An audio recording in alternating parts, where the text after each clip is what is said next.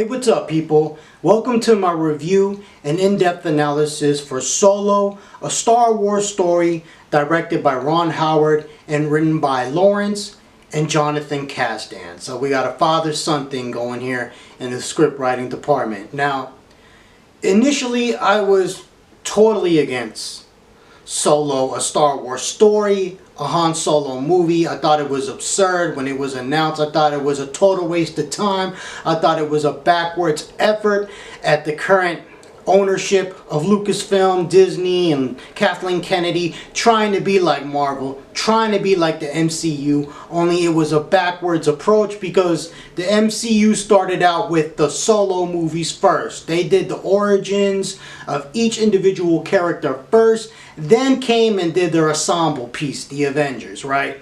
But Star Wars, the story's already been told, you know, so Solo having his own origin movie just sounded like a waste of time and sounded completely unnecessary and sounded like a cash grab.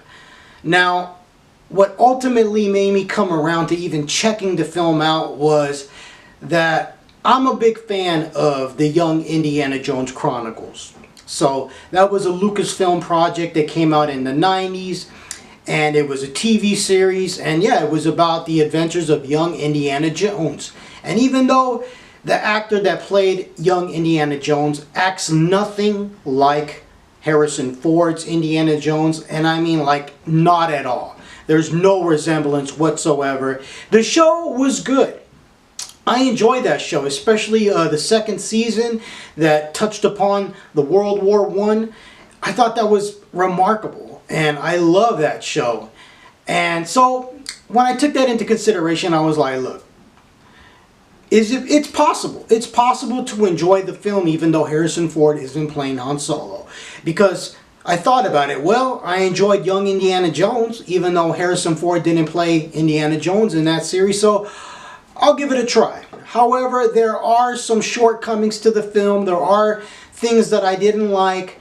In particular, the last act of the film is really, it has a lot of bad things. But as soon as the protagonists finish the Kessel Run and we have to wrap up this whole infant's nest thing, that's when the film starts to go downhill and where I have major problems with this film. In particular, the characterization of Han Solo. That Kessel Run was better than anything in the sequel trilogy, in my opinion. I really enjoyed it, but like I said, once the Kessel Run's over and we got to wrap up this whole infant's nest plot, the film went downhill, in particular because of how Han Solo is treated. What I'm really talking about is how Infant's Nest takes all the fuel or whatever. They take everything Han worked for and just take it from him, and Han is just like, okay, here you go. And then she's like, do you want to join us? Do you want to join the rebellion kind of thing going on? And he's like, no, not really. And then she gives the leader, Infant's Nest, gives Han Solo one little vial of the fuel. And I was just kind of like, that's it? Like, Han is not going to fight? He's the one that worked for that stuff. He's the one that put his life on the line. And they just kind of like come in and take it. And he's just like, okay. I really feel like Han Solo would have tried to double cross Infant's Nest before just willingly give it up to them. And I really didn't like that. And there's other things in the third act I don't like, and we're going to get to that. But another thing that I feel like just could have been better was the actor who played Han Solo. I feel like there's times where he doesn't feel like Han Solo whatsoever, right? But when he's paired up with Lando and when he's paired up with Chewie, that's when he works best. That's when I forget the criticisms that I have for him and I feel like, yeah, I'm watching Han Solo right here. But a lot of the scenes when he's not with Lando and he's not bouncing off Chewbacca, I just feel like, you know, I don't know about this guy. And it may not be the actor per se, but more the writing, right? And then I have to ask myself, do I really want to see Han Solo like this? Or do I really want to have him be a mystery, like the cowboy that we see in A New Hope, in the original Star Wars film. So I'm kind of have mixed feelings as to whether this film does a disservice to Han Solo or whether it's just plain old fun. So I'm kind of 50-50 that this is just a fun movie or a soulless cash grab. So I don't know. But we're going to get to this review and in-depth analysis. But one last negative criticism. The cinematography for this film is just awful. The film is too dark. This movie is too dark. I don't know what the cinematographer was thinking when he shot this film, but it's too dark. I gotta boost my contrast and brightness on my TV to watch this movie because I cannot see it for the light of day. I just cannot see this movie. It's too dark. I have no idea who thought it was okay to shoot this film like this. It's just awful. This is literally the worst cinematography in a Star Wars film.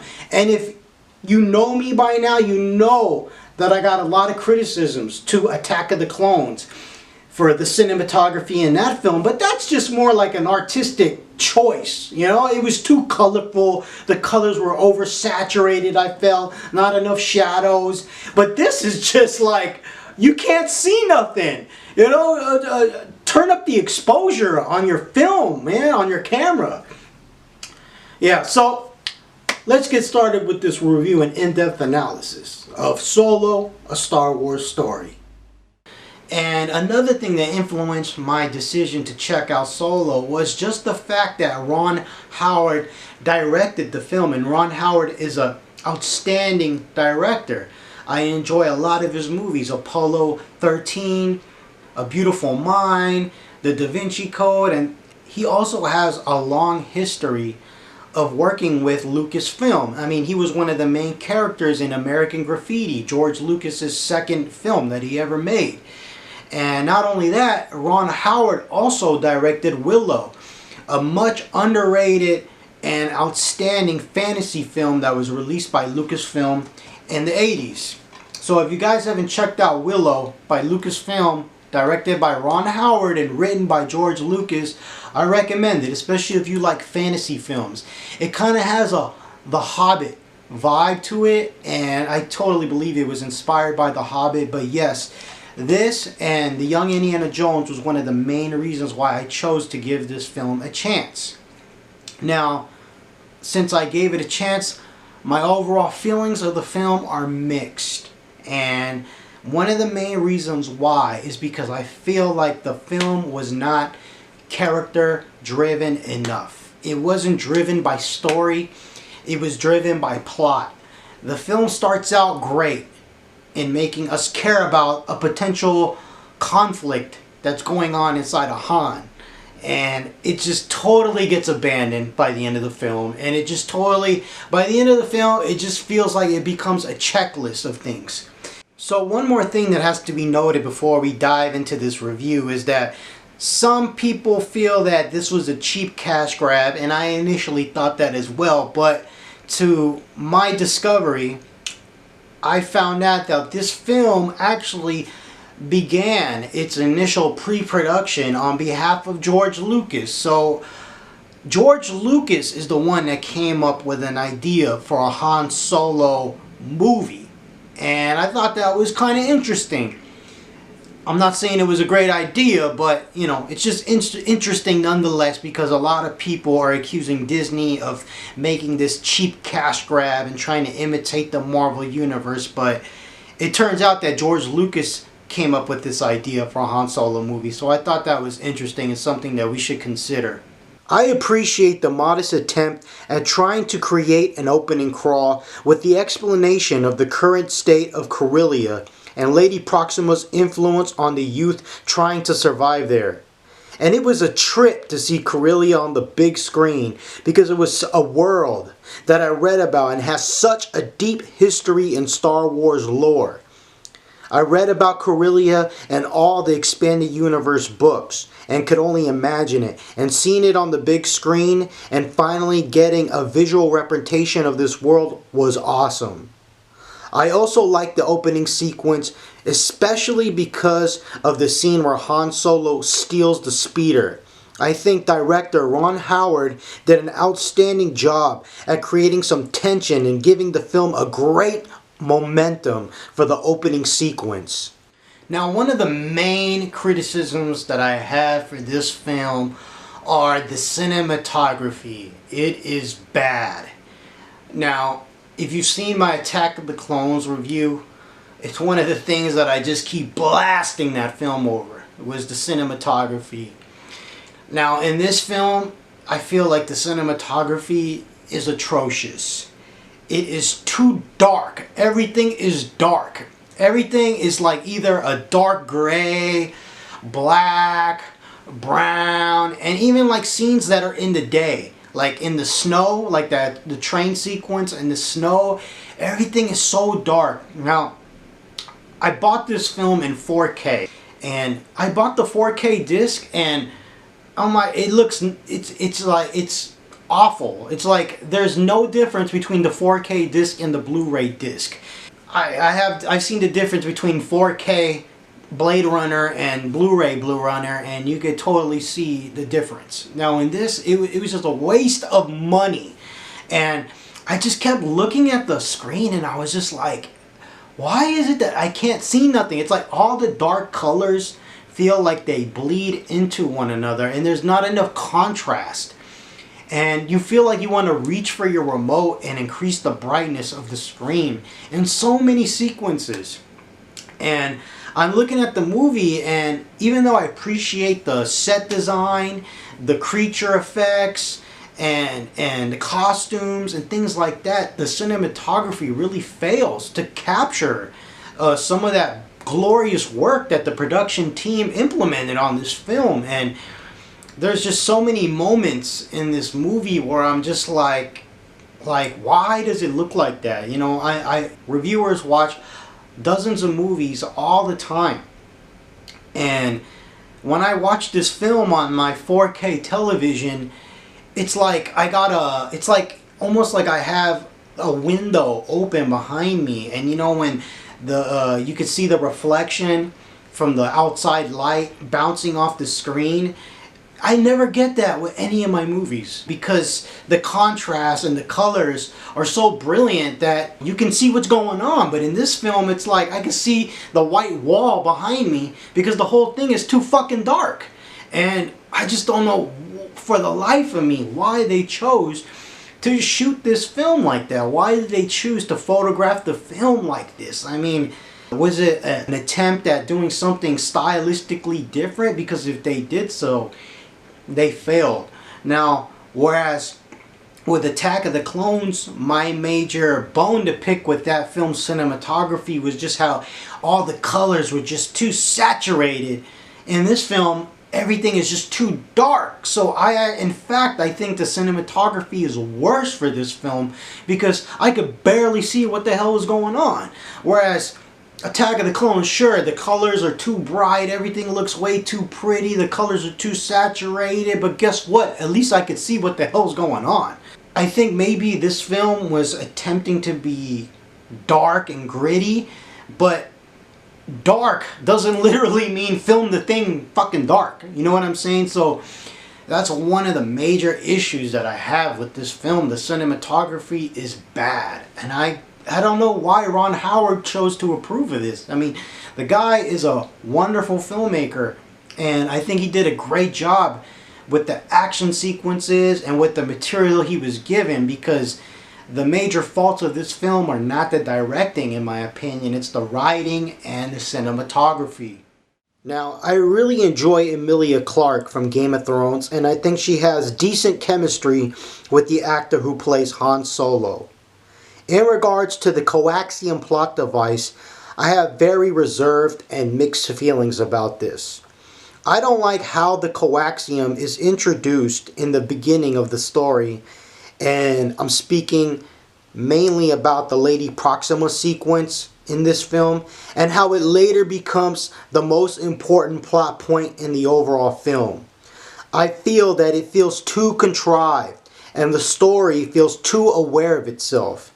And it's too much of a coincidence that the importance of the coaxium is introduced in the beginning of the movie and later reemerges as the main plot points of the film overall. And again, I just feel like I can see how the writers think when I see the movie. And it takes me out of the film because I feel they're trying way too hard to make coaxium really important. And seeing it in the beginning of the movie and having it be the main reason why Han and his girlfriend are being hunted because they failed in retrieving the coaxium. And then later again in the movie, the main thing is about the coaxium, getting the coaxium for the villain. It just feels contrived and feels too forced, and it takes me out of the movie. The film focuses on plot points rather than story. And that was a main issue that I had for The Phantom Menace. And again, what I mean is that the characterization and the character arcs are passed over, are not fleshed out and not focused upon. Instead, I feel the filmmakers are focusing way too much on plot. And what I mean, or an example I can give is like you say, the chicken crossed the road, and that's your plot. And it's boring. What I want to know is how the chicken feels about crossing the road. What is he going through? What happened before he decided to cross the road? And as he crosses the road, all the feelings he has about it, what's going through his mind, all that stuff is just overlooked in this film, especially at the end. Han gets betrayed by his girlfriend and he just kind of shrugs his shoulders and moves on. And I'm like, are you serious? They did so much in setting up how he felt about her. Like when he separated from his girlfriend in the beginning of the film, it's a dramatic experience to him. And you feel like he wants to be with this woman. And then when she betrays him, it's just like, whatever. And you kind of feel that in the beginning of this movie, it's going to be a story-driven, a character-driven film. And then it just gets abandoned. And that's my main reservation I have against this movie. The creature effects for Lady Proxima and her henchmen, namely the character Malik, are outstanding. I love all the aliens, and I really got to commend the guys that came up with the creature effects for this movie. And it's outstanding. I really feel like I'm entrenched in the world of Star Wars once again when I see this. And it's one of my favorite things about this movie is the creature effects and the stage designs. The art direction is very, very, very well executed. The actor who plays Han Solo goes back and forth between hitting the character of Han on the nail and being a little bit of a miss. When he says, next time somebody hits me, I hit them back. And when he uses the thermal detonator gag to fool or trick Lady Proxima, I totally feel that this is something that Han Solo would do. The speeder bike chase was thrilling and exciting and refreshing. And it is something that has been missing from the Disney Star Wars films up to now. And again, I just want to reiterate on how much I love the set design and the art direction. But I just wish it was photographed better. And as I stated before, the cinematography in this film is dull, lifeless, and it frustrates me because it's too dark. I want to see this hard work that was put into the set designs and the creature effects. I wanted to see it, literally. I want it to be lit better. I mean, everything is just so dark, and it's a shame that the cinematography was awful for this movie. It really is. Now, it feels like the Star Wars universe has expanded because of this movie, because it is contributing to the world building. So that is one positive that I have to say about this film. Now, when Han Solo is separated from Qi'ra, it was very dramatic and very well executed. I think both actors did an outstanding job, and Ron Howard did an amazing job in setting up this scene. And I just want to say that I also like how they use the Imperial March theme for their promotional video for the Empire. Now I know some fans didn't like that. They felt like it took them out of the film because it's almost like the Star Wars soundtrack is existing within its own world. To me, that's kind of a nitpick. I could see how somebody could really not like that, but I just thought it was humorous, a little inside joke, and it didn't bother me. Now, one thing that I did think was stupid is the way that Han Solo got his last name. So basically he gets his name kind of like how an immigrant in the old days when they came to America and they were given last names, like when they were coming to Liberty Island. And it's similar to that. So Han Solo, Han has no last name, and basically the Imperials give him a name, Solo, because he's by himself. Oh my God. How inspiring. What a great artistic decision. Oh my God, are you nuts? The Castans, Lawrence and his son, that was the stupidest fucking thing you could fucking possibly do.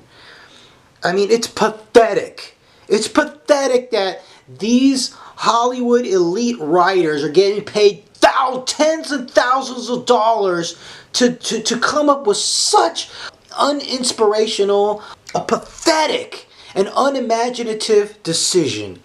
I mean, there's thousands of fans out there who write fiction, fan fiction, and they could have come up with something more imaginative than that. I mean, and at the same time, I feel that it is later contradicted in the film because later Han Solo is talking to one of Woody Harrelson's crew members, if my memory serves me correctly, that he had or maybe he's talking to Lando. But anyway, he's talking to somebody and he talks about his father. And he's like, yeah, my father, something, something, something. So I'm sitting here and I'm like, well, wait a minute. If he had a father, wouldn't that mean that he had a last name? You know, because he had a father. So basically, I'm confused because he says, I don't have a clan. You know, because when he's going to when he's going to enroll in the academy, the Imperial Academy, they ask him, what's your last name? What's your clan? And Han says, I have no clan. So, and then later he talks about his father, so I'm confused. Does that mean that his father didn't have a last name also? I mean, I feel like you have to either explain that his father also didn't have a last name, and maybe explain the sociological implications behind the lifestyle or the way that families are on Corellia. Like maybe you have people from a lower socioeconomic class don't have last names, and that's why Han and his father didn't have a last name. Or, you know, you need to follow up in why Han doesn't use his father's last name. I just felt like the writing was sloppy. And even if there is an explanation that can warrant why he doesn't use his father's last name, or why he and his father don't have a last name, the way that he got the name Solo was fucking stupid. And there's no turning back from that stupidity. Thank you, Lawrence Kasdan, for that. If anything, this proves that the brilliance of Empire Strikes Back and Return of the Jedi did not come from Lawrence Kasdan writing it. It came from him basing his screenplay off George Lucas's story. The trench warfare sequence was very interesting, and I found it very imaginative, creative, and original. It's a type of sequence that we never seen before in a Star Wars movie. Now, Woody Harrelson's gun twirling was over the top. I can understand if he does it once in a while, but this motherfucker is doing it every single time he fires a shot, and it's ridiculous. Like, give me a break, man. Like, give me a break. I mean, it's something that I would expect in the Lego movie or like something like that, or a cartoon. But to see a actual live action actor doing that every single time he fires a shot is just it's embarrassing for me. It's like I cringe when I see that. Maybe I'm overreacting or I'm nitpicking, but nevertheless, I just hate it. I can understand, like Jango. Remember Jango Fett from Attack of the Clones? He twirled his gun once in the Geonosis sequence, and he just twirled the gun back into the holster. That was cool. But to have Woody Harrelson twirling his gun every single time he takes a shot, it's overkill, and it was corny. But nevertheless, Woody Harrelson does a great job, and I found his character to be decent. And I just want to say that I love the actress Thandie Newton. I really love her character, even though she's not in the film for very long. She's only in the first act, but I thought she did an outstanding job, and I love her as an actress. And I also want to say Jon Favreau, the director of Iron Man 1 and 2, and the director of Swingers, does a great job voice acting, and he also did the voice acting for Pre Vizsla, one of my favorite characters in the Clone Wars TV show. So it's great to have Jon back and contributing to Star Wars, and I really liked his character as the four-armed monkey, and and he was just a very likable, upbeat character. I really liked the writing, the comedic writing, and the way that they did the condescension between Woody Harrelson and Han Solo. It was very well done and very charming. And Han's back talking in this sequence was very on point. And I thought when watching this that is how a young Han Solo would act. So they did a very decent job at that. And one thing that makes it difficult to get into Han's character is the fact that this actor looks nothing like Harrison Ford. Now, if we compare this to, let's say, River Phoenix's portrayal of a young Indiana Jones in the third Indiana Jones film, I feel River Phoenix looks a lot more like Harrison Ford than this actor does. And it just takes me out of the movie, because every time I see this quote-unquote young Han Solo, I just look at the guy and I think I'm looking at an entirely different character. That's how distracting his face is to me. Like, I look at him and I'm like, I'm watching somebody entirely new. This isn't Han Solo. Despite the fact that there's some sequences in the movie where I do believe he's Han Solo, but that's more contributed to the writing and his interaction with the characters rather than, like, let's say, his face. Now, the campfire sequence was a nice slowdown for the movie and a nice character moment in the movie. And they are few and far between. And as I stated before, I wish they would have focused more on character than on plot. So I really appreciate this sequence because we don't get too many.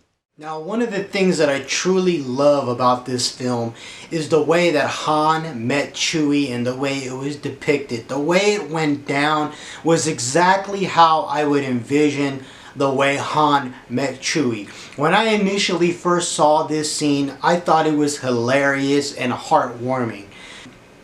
I love the banter between the two. It was just me thinking about it makes me laugh. For all the bones that I have to pick with this film, this scene right here, they nailed it. And I think Ron Howard did a good job in making these characters connect with each other and creating some humor and some camaraderie. I love how the whole dynamic or the whole interaction between them starts out with Chewie wanting to eat Han or mess him up, and then, and they're fighting and resisting, and then Solo, it's like, hey, let's work together so we can get the hell out of here. And then how he taunts him and he's like, is that all you got, you Kashyyyki and moof milker? I mean, that was hilarious, And then when the whole ceiling comes down and they get rid of the stormtroopers that were guarding their prison, and he's like, see what happens when you listen to me? I mean, I think they really nailed it on the head. And then Chewie throws Han out of the prison, and then they start running in opposite directions, but they're still tied together, and Han just gets pulled in one direction and he's being dragged by Chewie. That was great. That was outstanding stuff. It was hilarious, it was heartwarming, and it's exactly how I feel the meeting between these two characters for the first time would have gone down. I think Ron Howard did a good job in creating some magic there. There are little hints of magic throughout this film, and there are times when they really nail it on the head and they're able to capture that lightning in a bottle, and that was one of the main examples right there. And Chewie totally is the man in this movie. If you are a big fan of Chewbacca, you are gonna really appreciate some of the scenes in this movie, because this is the movie where Chewie gets the most to do and the most screen time and the most attention. So if you're a big Chewbacca fan, you got a lot to appreciate in this film. And as far as the actor that plays Solo, there are times in this film where I feel like I'm watching it and I'm like, that's not Han Solo. That doesn't look like Han Solo, and that doesn't sound like Han Solo. But there are times when I really catch myself believing that I'm watching Han Solo. And the actor works the best when he is bouncing off the energy of other characters and other actors. When you place that actor with Lando, you place him there with Chewie, and they get their chemistry going and they get their scene going, and the witty dialogue starts going, you get wrapped up and you believe that you're watching Han Solo bicker with Chewie, or watching Han Solo bicker with Lando. And that's when this actor works best and is able to sell his performance the best, when he is Solo. It's when he is bouncing off the energy of the other characters. And I just wanted to say that. Now, one of the major issues that I have with this film is the fact that they never picked up with some of the character motivations that were introduced in the beginning of this film. In the beginning of this film, I really felt like it was going to be a character-driven film. We were going to dive into the feelings that the characters have and what they go through. But by the time we get to the second act and the beginning of the third act, you know, they just abandon everything. Like, they're just going to show us a bunch of plot points. They're just going to show us how this happened, how that happened, and this and this and this and that. And oh, look, this is from the EU. Look. And I really feel like it was a missed opportunity, and this film has a lot in common with The Phantom Menace in this regard. It becomes totally plot driven, and one of the main examples that I have is when Han, Woody Harrelson's character, Thandie Newton, and Jon Favreau's monkey character with the four arms are at that bonfire before they go on the train heist. There's this little theme that's introduced in the film about dying alone, about not dying alone. And even when the four-armed monkey dies and he gets shot piloting the ship, I mean, he says, "Ah, man, like Beckett's right, man, you know, dying alone sucks," or something along those lines, right? So that whole theme is introduced, and you would think that it's going to tie into Han's relationship, or estranged relationship, with his girlfriend Kira. You think that they're going to go somewhere with this, and when Kira betrays Han by totally dissing him and leaving on the yacht, there's nothing. Like, you would expect some kind of reaction from Han. Some kind of bitterness, some kind of heartbrokenness, something that's going to make him the scoundrel that he is. But instead, he just like looks at the yacht, the ship flying away, and he's just like turns around and walks away. And that's it. And I was like, what the fuck? Like, so what was the whole point of introducing this, like, yeah, dying alone sucks, you know, and all this, and they just totally abandoned that. And that's one thing that I don't appreciate about this film.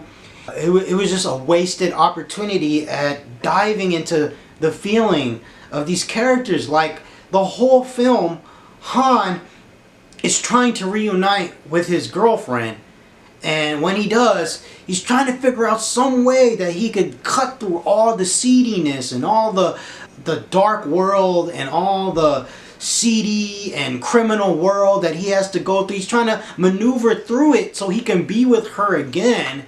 So his whole motivation is his love for this girl. Then she betrays him, and it's just like, let's go see what's up with Lando. It's like, I can't believe that they did that. It was like, why would you introduce those themes or those ideas in the film and not have some kind of emotional payoff at the end? It was such a wasted opportunity. Now, the way that Han Solo got his blaster was unnecessary, and I felt like it was contrived.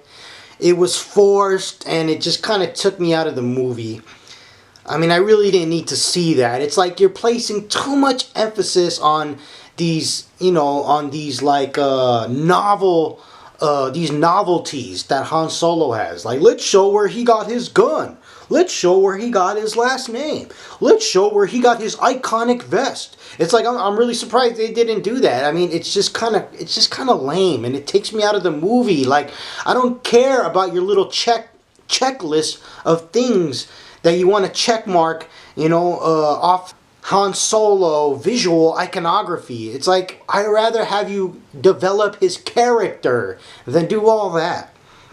Now, the train sequence was a great action sequence. I thought it was well executed. Loved the whole, how the train turns over on its side. That was very original, and I thought it was a great visual to see on the big screen.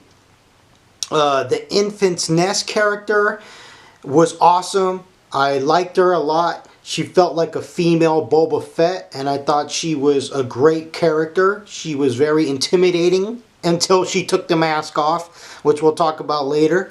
Thandie Newton's character goes out like a gangster. She sacrifices herself. I thought that was awesome. And I think that the dilemma that our heroes are placed in because they lost the coaxium, and also the way that they lost it, was very well executed. Now, Beckett, Woody Harrelson's character, he was desperate, but he had, it was a suicide run because of Enfys Nest's intrusion, so they had to abandon it.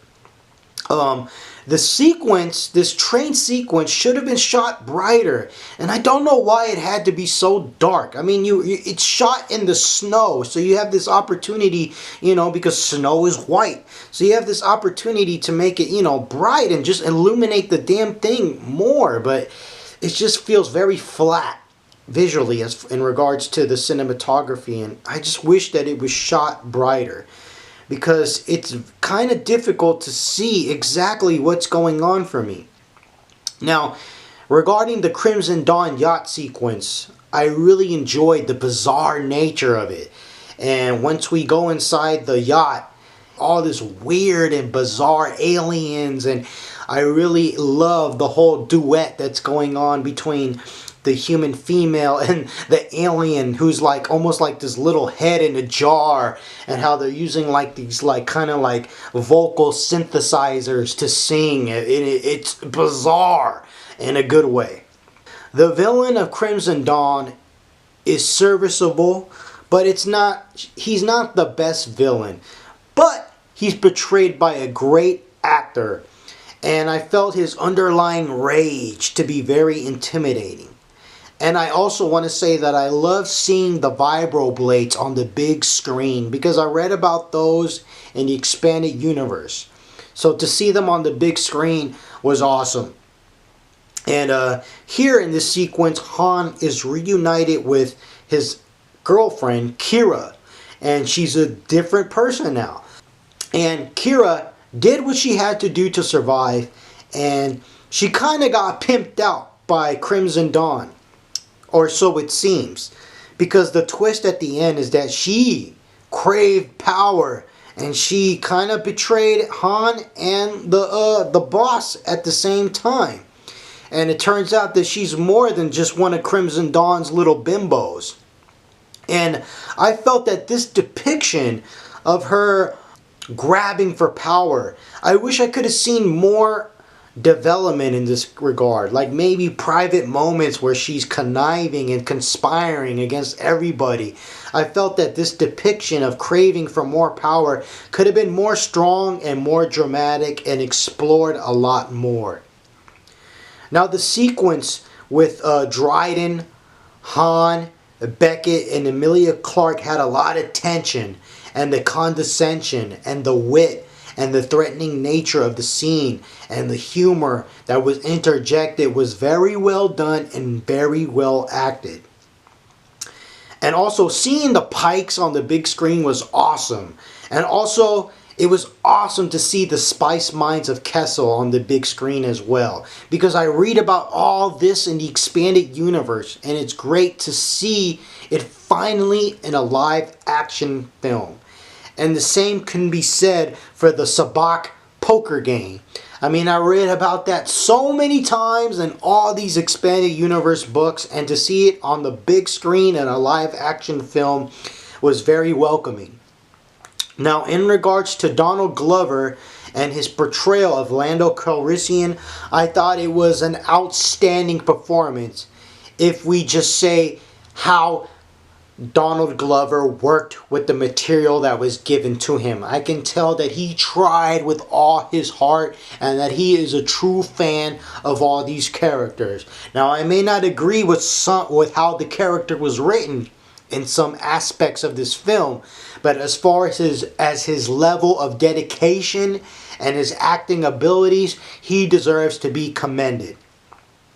The banter and the bickering and the back and forth between him and Han was well written, and there were moments when I felt like I was watching the original trilogy, and that is the greatest compliment that I can give to these two actors and the writing. So even though there's some aspects in this film in regards to the writing that I completely loathe, there are moments where I'm just like, wow, you guys knocked it out. So Lawrence Kasdan and his son are very hit and miss when it comes to the writing of these characters and some of the sequences. And again, I just want to commend the creature effects. The creature effects and the gambling sequences are outstanding.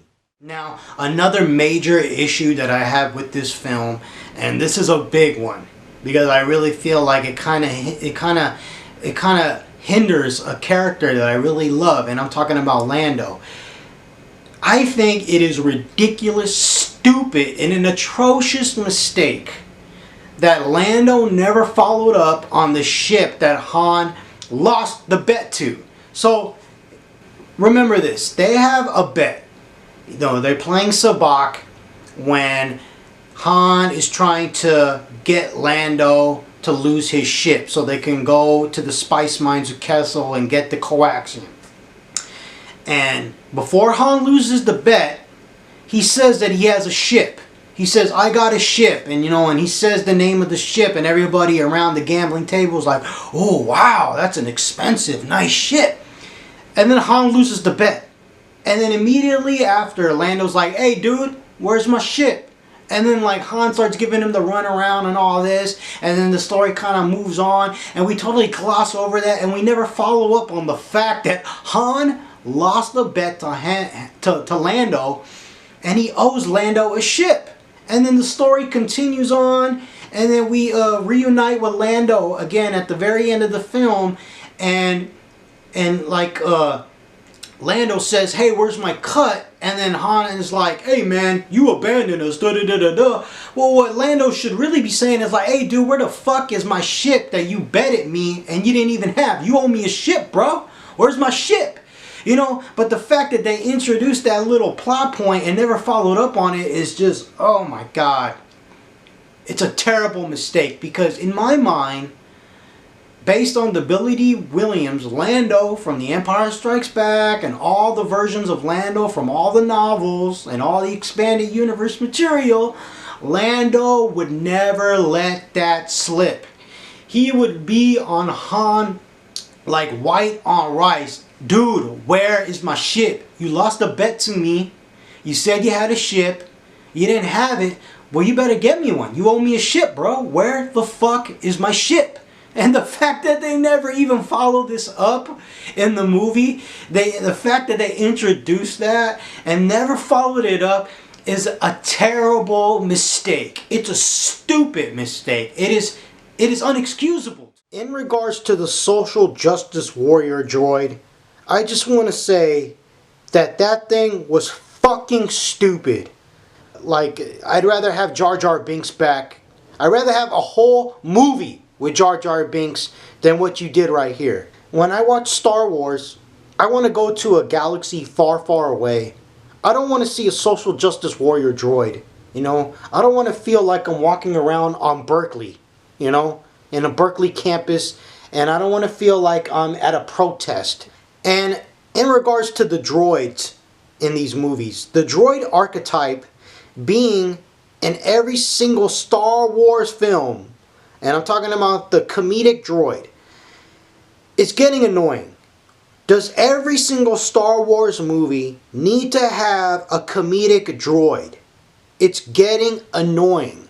We have a droid in the original trilogy. We have a droid in the prequels. We have a droid in the sequels. We have a droid in Star Wars Rebels. We have a droid in Rogue One. Now we have a droid in the Han Solo movie. It's getting annoying, man. It really is. Moving on. The reference to Aurra Sing was cool. She's one of my favorite characters from the Clone Wars, and I really appreciated that reference. That was awesome. And it turns out that Beckett was the one that offed her off, so maybe we'll see that or read about it in a book. I don't know. I really don't care. I just like the reference because she's one of my favorite characters. I like the look of the new, or I rather say the old Millennium Falcon, but it looks brand spanking new. It just came out the lot and has that fresh, brand new car smell. That was exciting to see.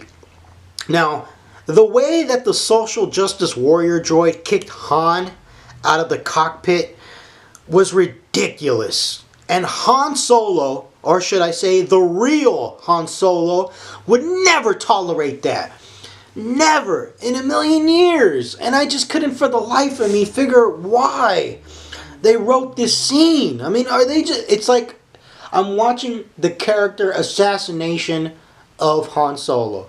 It's like this movie doesn't know if it wants to pay tribute to Han or tear the character down. It's like it goes back and forth between hitting the nail and missing it entirely. And I feel that if a droid were to speak that way to the real Han Solo, Harrison Ford would pull out his blaster and shoot the damn thing into pieces. Or at the very least, tell the droid to take a hike. I'm a human. I'm a real pilot. You're just a bucket of bolts. You are in the back now. This is my seat now, bitch. Seriously. I just really can't stand that sequence. And what the hell were they inferring when the social justice warrior droid says, "Are you done flirting?" to Lando and Han?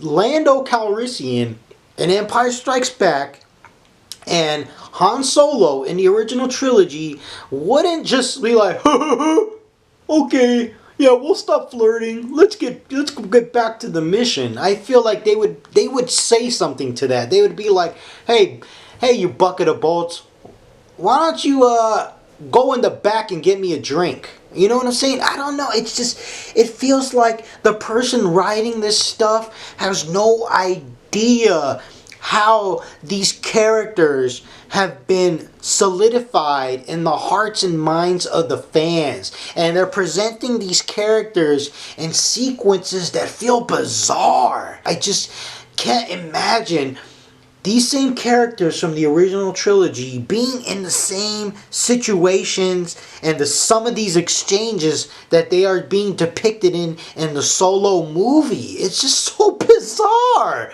And I just, for the life of me, don't understand if this is supposed to be funny, if this is supposed to have some kind of underlying homoerotic meaning, because I know that the writer, Lawrence Kasdan's son, was trying to paint Lando in the light of a pansexual male, and I'm just like, no, I'm sorry.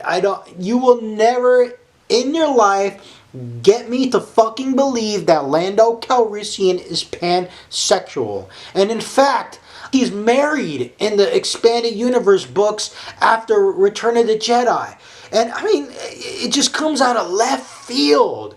And it's bizarre and unnecessary. If you want to introduce a gay character, a pansexual character, come up with a new character and bring them on in. I will accept them with open arms. But you can't go and change something that has been around for 30 and 40 years and expect the audience to accept that. Now, the scene that takes place on the Millennium Falcon's wardrobe room, I just want to note, it was directed by George Lucas. And I'm speaking particularly about the scene where Han seeks Kira out because he wants to talk to her by themselves, and they go into the wardrobe room, and he takes the little gown or whatever it is, and he has it on the hanger, and he just hangs it up kind of recklessly behind him without him even turning around, and the clothes just get all jumbled and messed up. That was one sequence directed by the great and very missed George Lucas, and I think he knows this character well because he stepped in and said, you know, Han wouldn't grab that piece of clothes on the hanger and gently and carefully place it back on the rack. Like, no, he would just like toss it behind him like he didn't give a shit. And again, they should have kept George Lucas as a consultant for these Disney films, because that right there is a #1 example. He knows these characters.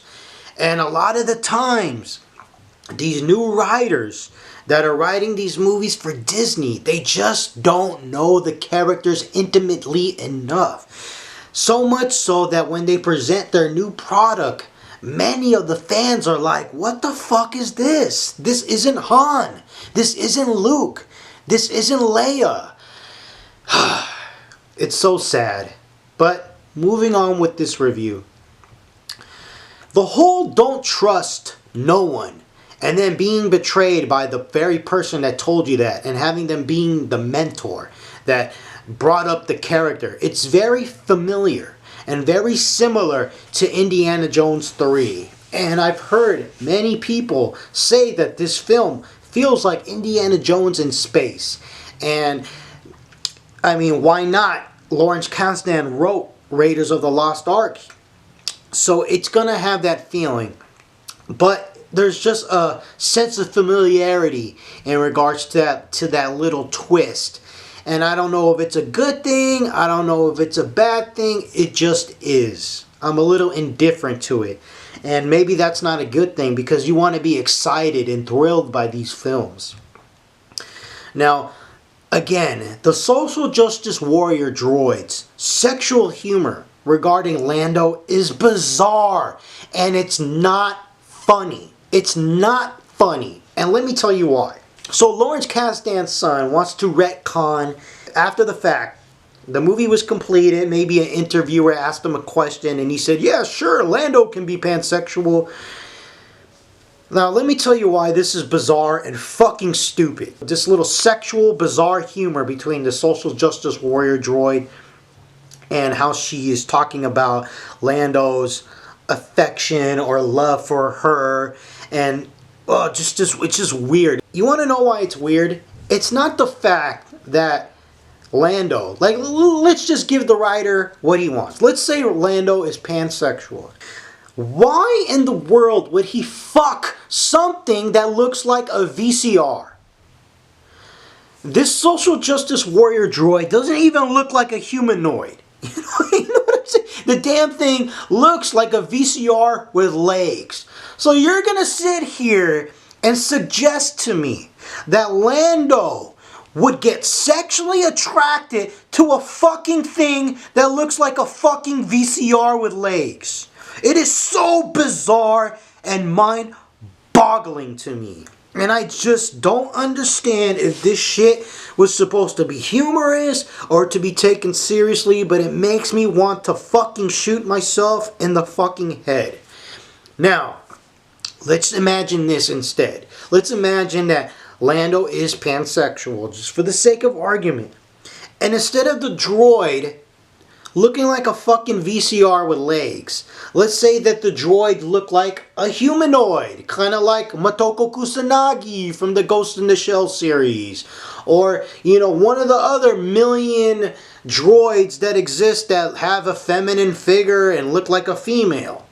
Oh, or maybe even looks like a male, because whatever, Lando's pansexual for the sake of argument. All I'm trying to say is that for the writers to suggest that Lando would be sexually attracted to a fucking thing that looks like a fucking VCR with legs is outrageous. Now, I continue to love the banter between Han and Chewie on the spice mines of Kessel. That particular sequence, I thought the action was fun. I loved how Chewie ripped off that guy's arms.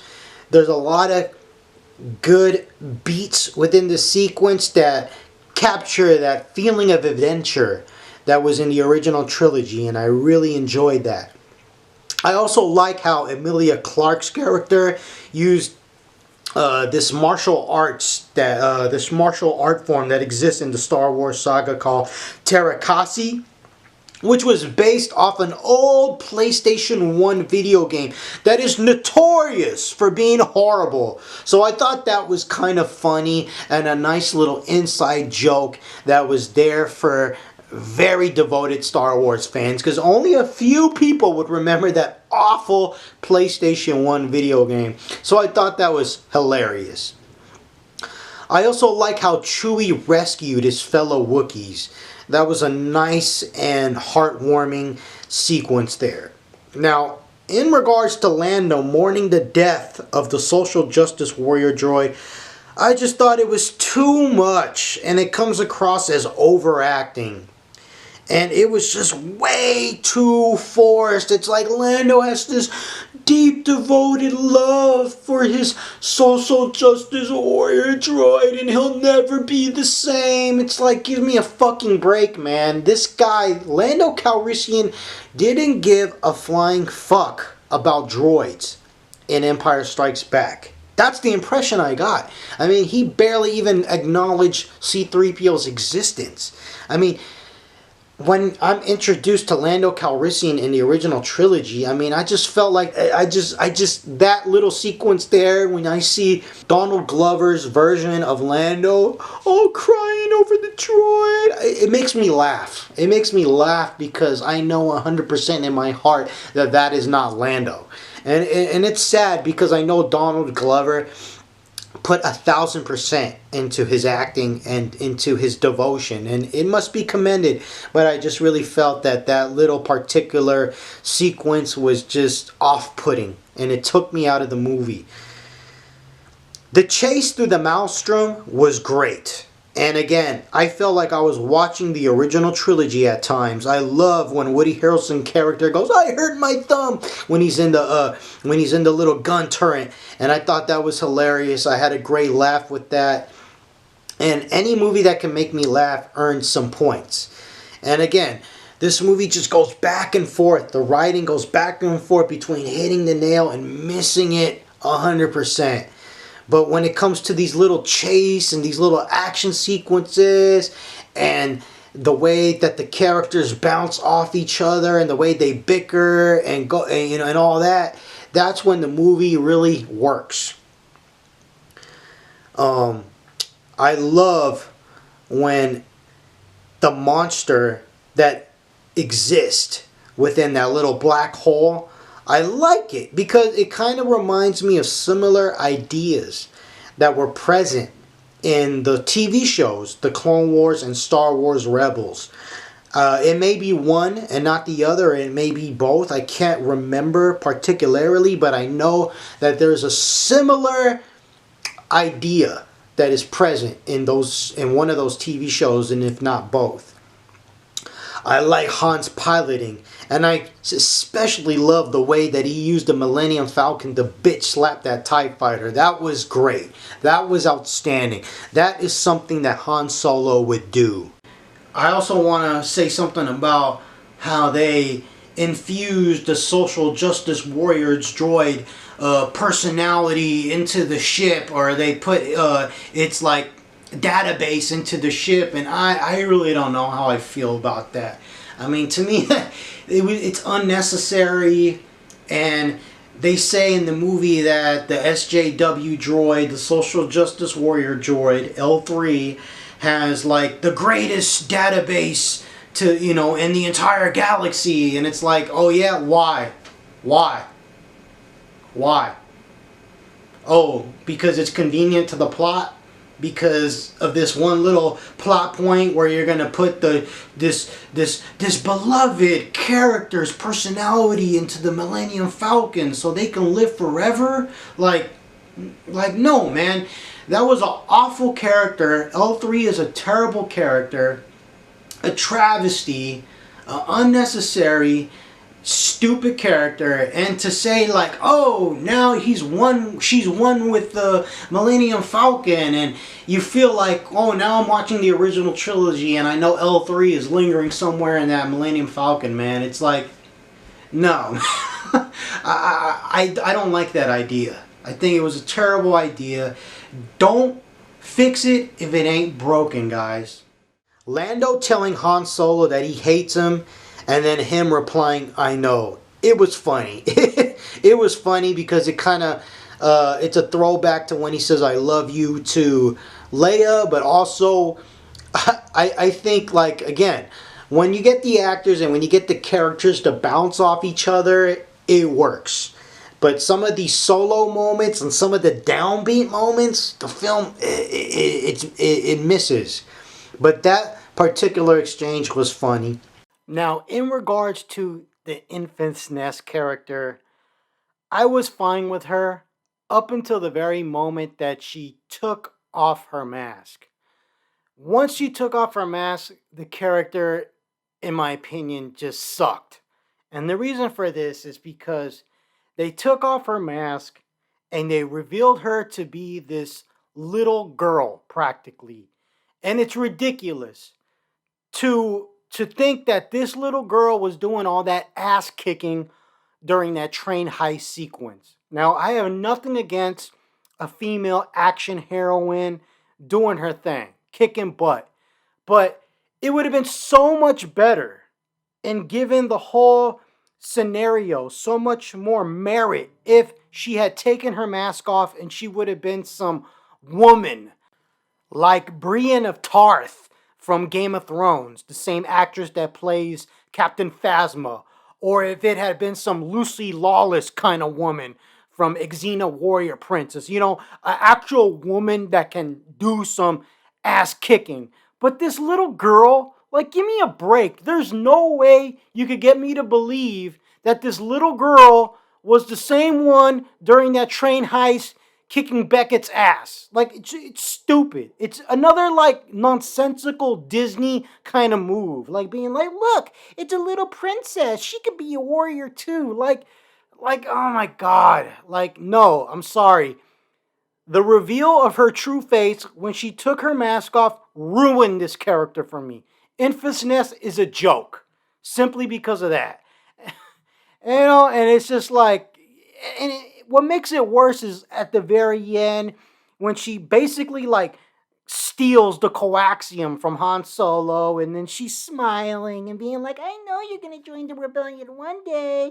Oh, look at you and Chewie. You guys are so cute. Like having that like smile, gleeful smile, and that kind of expression, it's just so lame. Like, when my imagination was at work before she took the mask off, I really imagined this to be like a warrior woman, right? Instead, I get like a Disney princess, dude. Terrible. Now, another thing that I didn't like, and that was ultimately very unclear to me, was Han's motivation in wanting to give the coaxium to Enfys Nest. Now, I'm sitting there and I'm thinking like, okay, what is his motivation to not wanting to give the coaxium to the Crimson Dawn bad guy? And I'm like, are they just trying to like make it seem like he's a good guy, you know? And I'm like, that is stupid, because I don't want him to be a good guy. It's like That's what the original trilogy, that's what the little twist at the end of A New Hope was about. You want to feel like he is a seedy character that you can't trust and that only looks out for himself, and that what makes his character arc in A New Hope so special. So it seems like they're trying too hard in this film to show like, see, Solo, you're a good guy. Quit playing around. We know you're a good guy. You're not a real gangster, smuggler, pirate. You're a good guy. And it's like, instead, they need to be going in the opposite direction. They need to be showing him become hardened, showing him become ruthless, showing Han becoming an asshole. That's what they need to show. Like, I don't want to see like, oh, he's really a good guy. And I felt like that's what maybe they were trying to go for here. It was very unclear to me because Qi'ra even says to Enfys Nest, like, he's going to help you. And I'm like, why? And I never got the notion that the Crimson Dawn leader was going to, Dryden, I never got the notion that Dryden was going to kill Han regardless if he gave him the coaxium or not. I didn't get that through the movie. I kind of felt that as long as Han comes through with the coaxium, he'll be free to go. But there's this like little subtle hint that maybe that Dryden is going to kill them no matter what. But I never got that. Because the way Dryden was presented to me is like, yes, he's ruthless. Yes, he is cutthroat. But it also looked like he's very business orientated when it comes to, he didn't come across as uncontrolled. He didn't come across as unbalanced. You know what I mean? I felt like he had to run an enterprise, and those that double crossed him or that failed him got cut from the team. But at the same time, he wasn't just going to kill people just because he needs to keep his organization and business running. I mean, otherwise, wouldn't Woody Harrelson's character have been dead by now if he was just going to disregard hired guns so easily? So I just didn't understand why Han wouldn't want to give the coaxium up front. I mean, did it have to do with him thinking he could run away with Qi'ra? I mean, I just didn't get it. Maybe that's what it was about, but it wasn't explained thoroughly enough to me, in my opinion. The showdown against Dryden was original, and we've never seen a small little fight in such a claustrophobic environment and setting before in Star Wars. So I welcomed it because it was different. And I really enjoyed the vibroblade action that was going on there. Because again, I've read about vibroblades in the expanded universe, and it was interesting to see them on the big screen in a live action film for the first time. And the twist was, some people felt underwhelmed by the twist that Beckett betrayed them. But in my opinion, that was not the twist. The true twist was that Han knew he'd be betrayed by Beckett, not the other way around. And I thought it was cool that Han shot first.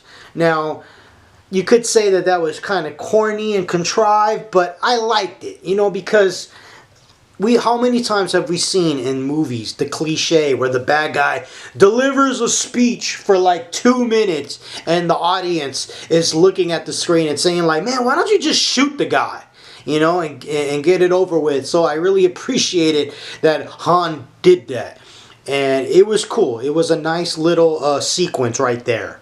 Now, another thing that I really didn't like about the ending to this film was just how Han decides to give the entire lot of coaxium to Enfys Nest. Like, when I first saw the film, I really enjoyed it. I really enjoyed it, but upon repeated viewings, I found myself disliking it more and more and more, because when you look at things from a logical point of view, and as far as character motivations, things don't make any sense at all. And so Han decides to give all the coaxium to Enfys Nest, and she just comes through and gives him like a little vial, and it's like, oh, thanks, and he walks away. And in my mind, I'm like, Han Solo would not do that. In my mind, Han Solo would be like, look, I'll give you 1/4 of the coaxium, the other 3/4 are for me, bitch. That's how I feel like Han would have been. But in the movie, he's like, oh, here, take it all. Take it all. And he's about to walk away with nothing. And then she's like, oh, yeah, here, by the way, take this. And it's just like, oh, thanks. And I'm like, what? Like, okay, maybe Enfys Nest takes away all the coaxium. She has more hired goons than just Han and Chewie. But we could have seen that. Maybe we could have had a scene where Han is like, you know what? I want 3/4 of the coaxium for me. We're the ones that went on the dangerous mission. We're the ones that got shot at. I'm the one that went and had the final confrontation with Beckett. 3/4 of that is mine. You know, and then maybe Enfys Nest and their goons could have pulled out their guns and been like, sorry, we're taking this from you and you have no choice. Then I would have been like, okay, he has no choice. But the way it's depicted in the end, it's like she's smiling and it's like, thanks. One day you'll join the rebellion kind of attitude going on. And I'm like, they're trying way too hard to foreshadow what's going to happen in A New Hope. But they need to be doing the opposite, because in A New Hope, it was a surprise that Han was the good guy. So they need to be doing the opposite in this film and making him transform into an asshole and into a ruthless pirate and smuggler. But instead, they're like, oh no, we know you're a good guy. You're going to give us the coaxium because we're rebels. We're rebels. And she's smiling and laughing at Chewie. She's like, thanks for the coaxium, guys. And here, by the way, here's a dinky little vial for you. Take care. And it was just like, I just really felt like Han Solo would not tolerate that. Han Solo would say, 3/4 of that coaxium is mine. How about this? How about you get the dinky little vial? You know, but obviously we didn't get that. Now, let's talk about the Darth Maul scene. Now, sure, I appreciate seeing Ray Park as Darth Maul again. Sure, I appreciate that they used the voice actor from the Clone Wars that played Darth Maul to play the voice in this.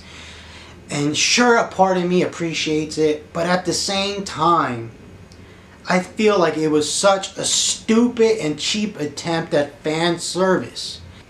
And not only that, you're setting up this plot point that's never going to get follow up on, because Solo failed at the box office. There's not going to be a sequel. You're not going to see what happens with Qi'ra and Darth Maul.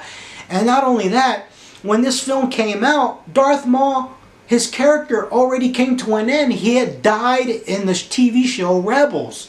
So it was like, how the fuck is this supposed to be interesting? If Darth Maul is dead. I know Darth Maul's dead already. What do I care about him at this point? If anything, they should have coordinated his death in Rebels to be released or screened or released after his arc in these Solo films was done. You know, but instead it's like, what was the point, man? It just felt like a cheap attempt at fan service. And I feel like it brings the film down significantly, because now I can't follow up on this reference because he died in a cartoon. Film is different than cartoons and TV shows. So you're never going to follow up on this little character twist in any of the movies because he died in a cartoon. Terrible decision. Terrible decision. And again, at the end, Han is reunited with Lando, and there's a little bit of banter there that kind of reminds me of when they first met in Empire Strikes Back, and it was humorous and I enjoyed it upon my initial viewing. But again, when you sit back after repeated viewings and you apply logic, I really, really hate the fact that Lando never followed up on the ship that was promised to him when Han Solo lost his initial bet with Lando. It's stupid, it's ridiculous, it feels forced, the ending. They're trying way too hard to do this checklist of all these things from the EU, of all these character plot points that were introduced in the original trilogy. Oh, let's have some fan service. Darth Maul. Oh, let's tie it into The Last Jedi and show the dice. They are focusing on all the wrong things, and what they needed to focus on was the story, the character motivations, what the characters are feeling, and they failed in this regard. So, with that being said, this concludes my review and analysis of Solo. It's enjoyable.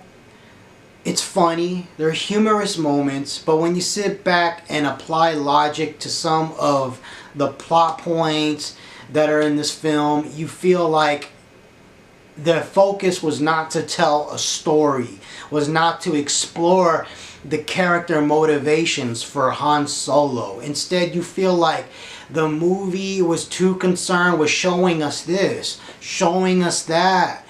Familiarity, nostalgia, fan service, and it was a missed opportunity to not explore character motivations for Han Solo. The fact that they never followed up on some of the themes that were introduced about dying alone and how he was betrayed by the woman he loved and he has no emotional reaction to it. It was a major letdown for me. And again, when I first saw the film, I really liked it. But when you sit back, I have to ask myself, what is this movie trying to say? And I felt like it's not saying anything. Instead, it's just like a checklist of things that fans will appreciate. And when you apply logic to the film, I have to scratch my head and be like, what the hell? Like, none of this makes sense. And I really feel like this movie is not essential to the Star Wars experience. So I want to give this film a C minus because at the end of the day, I don't think I really want to see a Han Solo puppy love movie. And that's essentially what this is. This is Han Solo in a state of puppy love, in love with this girl that doesn't want to be with him, that plays him. He gets played by Kira, and he has no emotional reaction to it. So there's no bitterness, there's no tie-in as to why he is, that space cowboy in A New Hope who's an asshole, who's a badass. And I don't even know if I want that to be the reason for him being like that. A woman, because a woman hurt him, like, and then he gets played by another woman. He gets played by Enfys Nest, who takes the coaxium away from him, and he's just like, oh, okay, thanks for the little small vial. It is just like, I don't think I want to see Han Solo like this. Yet at the same time, I can't deny the film has some real fun moments, and there was some great, enjoyable action sequences. So, yeah, I give this film a C minus. It's not essential to the Star Wars experience whatsoever, but if you happen to check it out, it won't be the worst Star Wars film. But at the same time, I feel like it kind of does a disservice to the Han Solo character. So, C minus. Thank you guys for listening to this review and in-depth analysis. If you enjoyed it, please like, subscribe, and share. May the Force be with you. And last but not least, one love, people. Take care.